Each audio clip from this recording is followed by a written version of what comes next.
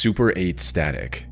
Just before midnight on the 4th of September 2022, a post went up on 4chan talking about a disturbing visual the OP's friend came across on TV. It read, "While talking with my friend, they sent a video of their TV, zooming in on a face surrounded by static. They're residing in a Super 8 hotel with channels 1 through 68, yet they found an unnamed channel 73. The top right corner of the video says Plus TV, which appears to be a now defunct Finnish broadcasting service. There's no sound, and the TV manufacturer is Samsung. They found other channels with static and no sound, but no others have the face or Plus TV logo." Alongside this, the OP also shared a video of what their friend was seeing, and sure enough, it was exactly as they described.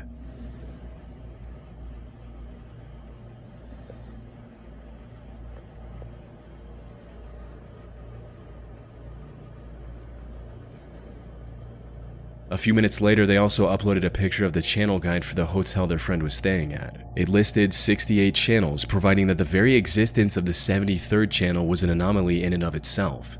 Naturally, this thread went viral within hours, with hundreds of users trying to figure out the answer to the mystery. A mystery that only deepened further when the friend that was staying at the hotel got directly involved with the conversation. "Hi, a friend of the OP here. If anyone actually has any idea what this could be, I'm curious to know. I'll be checking again in the morning to see if the channel's still there. It's 12 AM right now and it's the same thing. I have literally no clue what this could be. I've been looking around on Google for stuff, but nothing that looks like this, and I can't think of a reason for this to be here." About 10 hours later, they shared new pictures and a new video of the TV, the face still on it. Unfortunately, they had to leave the hotel at this point and couldn't monitor it any further, leaving 4chan users with almost no leads to work with. There were several theories that gained traction as the conversation went on. The first of which was that the OP staged the whole thing for attention on the internet. As one user mentioned, "Someone plugged their laptop into the HDMI port and is playing some video file they made. Guys, come on." Which is quite plausible. Analog horror videos of this kind are a dime a dozen on the internet. However, many were quick to defend OP. They pointed out how the TV would have displayed HDMI on the screen if they had switched to it after browsing the legitimate channels, how the static remained consistent across the different channels, and most importantly, that there were no signs of something like a laptop being plugged into the TV in any of the pictures or videos. Now, there's obviously still a possibility that the OP did a very good job of covering their tracks to make it seem as legit as possible, but unless the OP confessed themselves, there's no way to know for sure. That said, assuming that they were telling the truth, we still have a couple of plausible explanations of what might have happened. One of which revolves around the idea that the unsettling imagery on channel 73 was the result of a channel hijacking or hack. A user with extensive knowledge in the field of TV hacking actually came across this thread and left some valuable feedback, reading, "Hey OP, I think I know exactly what this is. So, back in the day when analog TVs were more common, there was a nefarious hobby for nerds called TV pirating. This is where you hijack an unused low-frequency channel from nearby and can broadcast whatever you want on it. I used to do it quite often in Topeka, both on TV and radio. Anyway, it's still common in some places, although harder to not get caught or be shut down automatically in a matter of seconds. So, what TV pirates do now is run a very low-quality test with static and a symbol in the center to broadcast a recognizable symbol and test if it works, while also being an inside joke to other TV pirates who they may know online or IRL. Put simply, someone else staying at the same Super 8 hotel likely hacked into their TV networking system and broadcasted this low-quality but still recognizable image for nothing but fun. This would also explain why there were more than 68 channels on the TV. Presumably, the hacker enabled them and then used one of them to conduct his experiment, since if they interrupted one of the normal channels, there was a higher chance that someone from the hotel staff would find out sooner and shut them down. Even the OP's friend who witnessed the disturbing imagery firsthand agreed that this was the most likely explanation. However, the TV hacker theory is a bit far-fetched for some, which is where an even more grounded explanation from a Reddit user comes in, stating, "I noticed that logo in the corner and I'm starting to think it's legit. Hotels have their own modulators for their TV systems so they can combine stations from multiple sources, satellite, OTA, internal, etc., and assign the channels as they see fit. Modern ATSC or IP-based systems are fairly expensive, so it's still common to see cheaper places holding on to their old analog infrastructure like what we see in the video. Anyone that's old enough to remember the days of analog TV knows that it isn't an all-or-nothing affair like modern digital TV. An analog signal will gradually fade into the snow as the signal weakens. So I'm thinking the motel used to have more channels available in the past. Someone probably left the cable hooked up to the input for channel 73 with the other end unterminated. This dangling cable could act as an antenna and pick the signal from another channel connected with a poorly shielded cable. It's a weak signal being picked up by a crappy antenna in a system that wasn't meant to be used wirelessly, so not much picture is going to make it through. In this case, the face and the logo were the only parts bright enough to make it through. I bet if OP flipped through all the channels, they'd find one with the same logo in the corner. As for the origins of the creepy face, there are several theories on that as well. To some, it reminded them of the floating head imagery in the music video for Burning Down the House by a band called Talking Heads. One user also enhanced the otherwise low resolution, which to some made the face look like a portrait of Arnold Schwarzenegger. Unfortunately, no one was able to figure out exactly where the original image came from. The 4chan thread stayed active for about 9 days. But when no one was able to find any concrete answers, most users lost interest and moved on, leaving the mystery of the Super 8 static channel unsolved to this day. Something I've caught myself doing way more often than I should is laying in bed at like midnight, scrolling on my phone, and suddenly I'm convinced that this niche symptom I just started experiencing is the result of some life-threatening disease leaving me only days to live. I will go down the full doom scroll spiral, forums, trusted websites, random Reddit posts, and it pretty much always leaves me more stressed than before I started, because in that moment there's nothing I can really do. That is where today's video sponsor ZocDoc comes in. ZocDoc is a free website where you can search and compare high-quality in-network doctors, choose the right one for your needs, and click to instantly book an appointment. From mental health to dentistry, eye care, skincare, and everything in between. With ZocDoc, you can filter for doctors by insurance, location, and specialties, and see reviews by verified patients so you can choose the best, most convenient care for you and instantly book a visit with just a few clicks. Plus, ZocDoc helps you get appointments fast, typically within just 24 to 72 hours of booking, and you can even score same-day appointments. No need to call doctors' offices or wait on hold. Start getting the care you need by going to ZocDoc.com/chillingscares to find and instantly book a top-rated doctor today. Thank you so much to ZocDoc for partnering with us.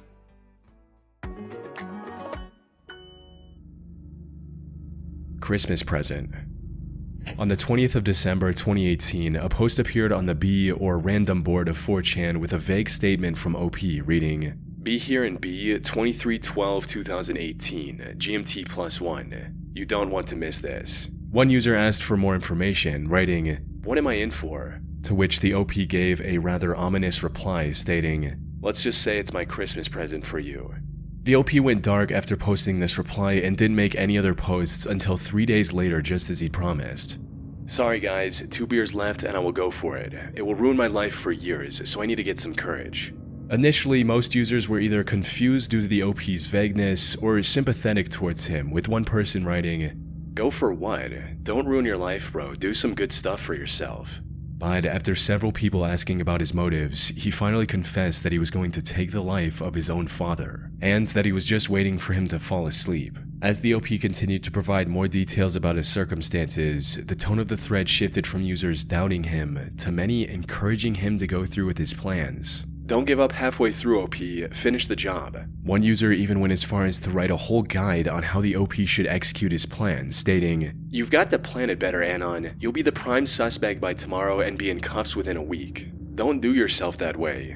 If he's taken advantage of people the way you say he has, then there will be plenty of motive for many people to end him. You have a great opportunity for the police to say, well, this guy wronged so many people, it could be anyone. We have 126 prime suspects at the moment. Spend 2 months doing nothing but researching unsolved murders, then smash and burn your hard drive and throw it in a lake 100 miles away. Have an alibi. Be away. Have your story straightforward and never change it. Be prepared to be questioned, then get on with it." Maybe some of them still believed that the OP was just making up everything for attention. However, things took a very dark turn about an hour after the beginning of this thread, when the OP posted a picture of what looked like the entrance to a bedroom with the caption simply reading, "Wish me luck." About 30 minutes after that, the OP returned with one final picture, proving that he went through with his plan, stating, "OP here, I'm about to call the police for myself." Not long after that, the police in Austrad, Norway received a call from the OP confessing to his crime. Though, because of Norway's strong privacy laws, the only information about the OP that became public was that he was in his 20s. A Apart from that, the OP of this disturbing 4chan thread remains anonymous to this day. Grand Rapids Diner. On the 20th of August 2019, an anonymous person started a thread discussing some extremely unsettling activity he'd noticed at an abandoned building near his home. However, what sounded like nothing more than a conspiracy creepypasta turned into a disturbing mystery involving shady shell companies, mysterious sightings, and the potential disappearance of 3 people who went looking for more evidence. The post read, "You X-Files want to solve a real conspiracy? 1634 Quake, Grand Rapids, Michigan was once a popular restaurant called Isaac's that opened shop in the mid-1990s. After the owner Isaac died from lung cancer, his widow and son kept it running for a few years before ultimately closing down and selling the building in the early parts of 2014. A strange couple in their 40s purchased it shortly thereafter with the intention of turning it into a coffee shop. They painted the exterior, put a lamp in the middle of the building, taped garbage bags over the windows, and that's how it sat until present day. It was in the fall of 2015 when weird stuff started happening. It was not uncommon to see 2 or 3 SUVs pull into the premises, bring in a group of young children, and then see the adults leave, but never catch sight of the children again. The reason I'm posting this is because I was just walking my dog past the building tonight when I saw a kid about 10 or 11 pull down a corner of one of the garbage bags taped over the window and proceeding to pound on the glass as if trying to get my attention. I pulled out my camera to get a pic, but right before the flash went off, he was seemingly pulled away by someone. I stood around for several more minutes, but the building seemed empty from that point forward. The police were called, showed up, flashed their lights in the window, and didn't see anything and just took off. No one is taking this seriously. I'm telling you, something nefarious is going on here." Put simply, the OP was implying that this abandoned building was the operating ground for a trafficking ring of sorts. Which does sound a bit out there at first, with some even accusing the OP of straight up making the whole thing up. That is, until people started looking into it. And what they discovered was concerning to say the least. For starters, users uncovered the fact that the property was owned by a company called Humanix LLC, which to some sounded a lot like a mix of words human and trafficking. The company's headquarters were publicly listed as a house just a 7-minute drive away from the abandoned diner. And visiting the place on Google Street View from 2019 shows an SUV and a van parked outside, just like the OP claimed in his post. At one point, the Street View car also captured a handful of children in the house's yard, which some used as evidence of something shady going on. However, from the looks of things, these children were just playing in the yard with no fence or supervision. So, if they were truly being trafficked, there was nothing stopping them from running away. But still, the evidence supporting OP's claims was continuing to pile up. Another strange thing about Humanix was that it had a reported yearly revenue of over $92,000, despite no one being able to find any information on where this revenue came from. As for the listed owner of Humanix, that turned out to be an IT professional named Ray. However, he didn't list anything about Humanix on his LinkedIn profile, which would make sense if he was truly using the company for illegal activities. Lastly, the photo OP uploaded with his original post also turned out to have a crucial piece of evidence. You see, in order to confirm the OP was actually the one who took this picture, other users made him post another picture with a timestamp. However, while the background of this new photo looks similar to the previous one at first glance, keen-eyed users noticed a shadow from behind the door was missing in the second photo, suggesting that there was someone hiding behind the door who later moved away. Likely the same person who in the OP's story pulled the child away from the window. These discoveries, combined with some users from that area backing up OP's claims, made 4chan users extremely curious about what was going on, with a few deciding to take matters into their own hands and visit the area themselves. One user drove to the location and managed to stream their visit. And while the stream itself has since been deleted, a screen grab from it survived. It showed the interior of the place, which was a total mess. There was nothing there to suggest that the property had been under renovation for years by that point. Another user also visited the diner and streamed everything on Twitch. However, this stream introduced even more questions than it answered. For starters, at one point during the stream, we could clearly see handprints on the window, exactly where the OP claimed the child was banging earlier. The person streaming this location also ended the stream in a very disturbing fashion, where he heard something in the darkness, went to check on it, and then went offline. Okay, I thought I heard something back here.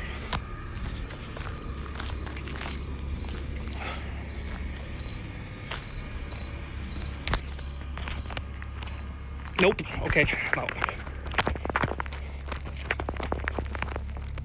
It's been over 6 years since then, and this user has never streamed on Twitch again, almost as if he disappeared that night, which unfortunately seems to be a trend with this mystery. Both the OP and the person who streamed the interior first have also disappeared from the internet, and supposedly no one has heard anything from them ever since. So, what's going on here? Was this abandoned diner actually connected to a trafficking business? Well, given everything we've seen, that's not out of the realm of possibility. The place even had a spacious basement with plenty of space for nefarious activities. One of the main arguments against this theory is that the building is surrounded by homes on all sides, so surely someone in the neighborhood might have reported some suspicious activity. However, something that goes against this assumption is the fact that the Grand Rapids area has 10 times the national average of people on the sex offender registry. So, if this business was actually what the OP insinuated, there would be no shortage of customers nearby. Though, one part of the story that we haven't talked about yet is the second address linked to Humanix. It corresponds to a massive house about 20 minutes away from the shady diner. Looking up the residents of this home leads to a couple named Sam and Leah, who could be the couple the OP mentioned in his post.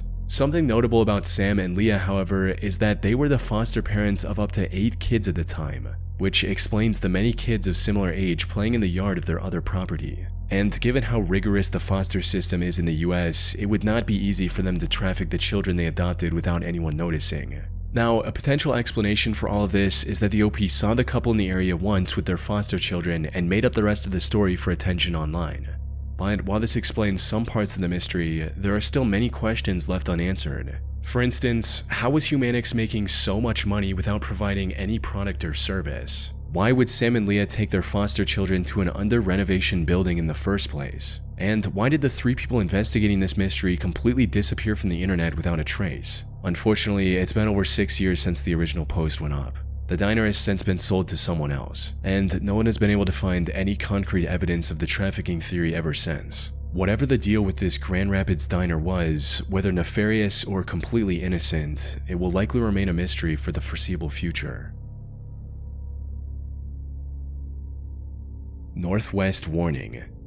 On the evening of September 30th, 2015, an ominous thread went up on 4chan from an anonymous user stating, "Some of you guys are alright. Don't go to school tomorrow if you are in the Northwest. Happening thread will be posted tomorrow morning. So long, space robots." The contents of this post alongside the picture of Pepe the Frog holding a gun painted a clear picture of what the OP meant. Essentially, he was about to do something horrible the next morning, and this was his way of getting some online attention before that. Now, threats like these aren't exactly rare on 4chan, as most of them end up being nothing more than hoaxes. So, some users didn't take the post seriously at all, while others sarcastically told the OP that they would be watching the news in anticipation. The OP, however, stayed adamant about his plans and even replied stating, "We'll post again in the AM, 10-minute countdown. Won't say more, too much to prepare." This was a short-lived thread that quickly got lost in the endless supply of content on 4chan. However, what happened the next day left everyone who saw the thread in shock. On the morning of October 1st, a deadly shooting occurred at Umpqua Community College in Oregon, with the suspect being identified as 26-year-old Chris Harper Mercer. Chris was presumably the anonymous author of this post a day prior. The 4chan thread was quickly discovered and put under investigation by the authorities, and for good reason. The original post was one thing, but what made the connection even stronger was the conversation the OP had with another user. Most of that original thread has since been deleted, but according to the few surviving reports, one of the other users, thinking the OP was joking, actually gave advice on how to carry out the attack, with the OP thanking them for the tip. A day later, parts of the incident were exactly as this random user advised. However, despite this connection, nothing much came of this investigation for the next 8 or so years. That is, until the FBI released a document with a twist that no one saw coming. According to this heavily redacted document, the person who made the 4chan post had nothing to do with the incident. The FBI managed to track down the anonymous poster in less than 24 hours and conducted a thorough investigation into his life. The OP, let's call him John, was actually a young man from Florida who originally grew up in Michigan. Apparently, him making the thread about an upcoming incident the next day was nothing more than a massive coincidence. He had no knowledge of the attack beforehand and had no connection to Chris, the actual perpetrator. The odds of John randomly predicting such a specific event are astronomically low. No one would even believe this report if it wasn't directly from the FBI itself. And many people today don't even believe this, arguing that it's too much of a coincidence to not have been posted by Chris. Another possibility, something that the FBI report didn't mention, is that maybe Chris only came across this 4chan thread, which would explain why he used the same tactics described there. Unfortunately, I wasn't able to find any evidence supporting or denying this theory. Dubs decides. On August 30th, 2015, a user posted a time-stamped picture of the big toe of their right foot on the random board of 4chan alongside the caption, "Dubs decides what I do." Dubs, for those who don't know, refers to the last 2 digits of a post number being the same. You see, every post on 4chan is given a random identifying number, and there's no way to predict what it's going to be. So, the chances of the last 2 digits of this number being the same are quite low, but still within the realm of possibility. In other words, OP claimed that he would do whatever a reply with the matching last 2 digits said. This is a tactic often used by people who just want attention, without having to actually do the crazy thing they promised, hoping none of the replies are dubs. Even when a reply does get dubs, the posters rarely fulfill their promise. However, the OP of this particular post was of a completely different mindset, as when a reply without even dubs told him to chop off the toe, he obliged and posted a picture of his toe tightly wrapped with the caption reading, "Cutting off circulation may take some time." A few minutes later, he posted a second photo of his foot on the edge of a bathtub with a hatchet and a bucket of ice in the picture as well. Even with all this buildup, however, no one actually expected the OP to go through with this commitment. But then, about 40 minutes later, the OP returned with a picture of his toe severed to the bone and covered in blood. With this, the thread divulged into a string of typical 4chan-style reaction images from the community. As for the OP, he completely disappeared from the thread and didn't post any further updates. Now, it's possible he used the bucket of ice to preserve the severed part to hopefully get it reattached at the hospital. But even then, promising something this horrific and actually going through with it hinted at the possibility of the OP being deeply mentally ill. That's one of the only explanations for why anyone would willingly do such a thing. Now, I have seen some claims that the final image was a convincing Photoshop job or special effects. However, while I can't show the image on YouTube, the injury and the blood is way too realistic looking to be fake, especially for 2015 standards.